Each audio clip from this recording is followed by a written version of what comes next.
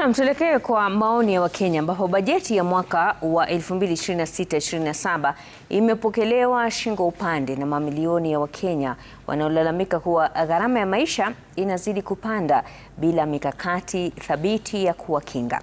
Wafanyabiashara wadogo wanasema licha ya ahadi za serikali, mapato yamepungua huku pesa wanazopata zikielekezwa kwa chakula, kodi, karo za shule na matibabu bila akiba yoyote. Mwanahabari wetu Gatete Njoroge amerejea kutoka soko la Kangemi kutathmini hali halisi, na hii hapa taarifa yake. Ndani ya soko la Kangemi, Magi Wangare yuko mbioni kuwahudumia wateja waliofika baada ya kusubiri mchana kutwa. Wanaondoka baada ya kununua suruali mbili. Wangare anatueleza kuwasili kwa wateja hao kumempa tabasamu, kwani wakati mwingine yeye hushinda hapa bila kuuza chochote. Akipenda kufuatilia matukio yanayojiri nchini, yeye hukaa karibu na redio yake inayompa taarifa.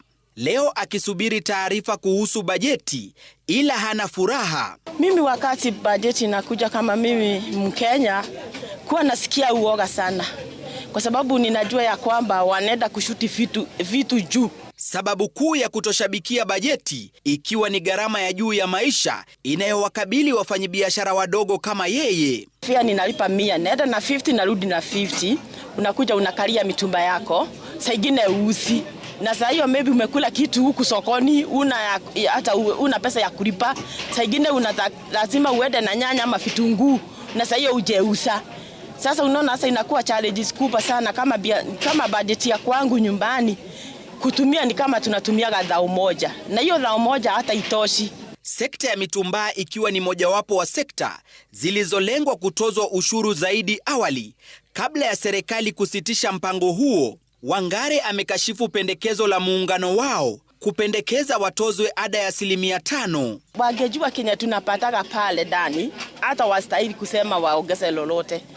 Kwa sababu hizo nguo hata vile enyewe, hata kama tunauza kwa sababu tusikae idle.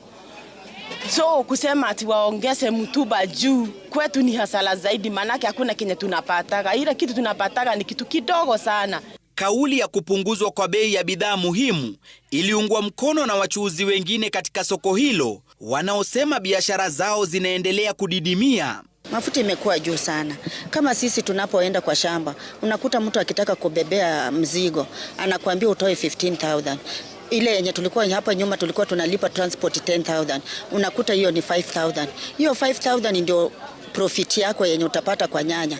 Unakuta ukileta hiyo nyanya, unatoa cess, unatoa transport, hakuna kitu yenye unapata. Kwa wachuuzi hawa na wengine wengi, bajeti itakayowafaa ni ile tu itakayopunguza gharama ya biashara na maisha. Gatete Njoroge, Runinga ya Citizen.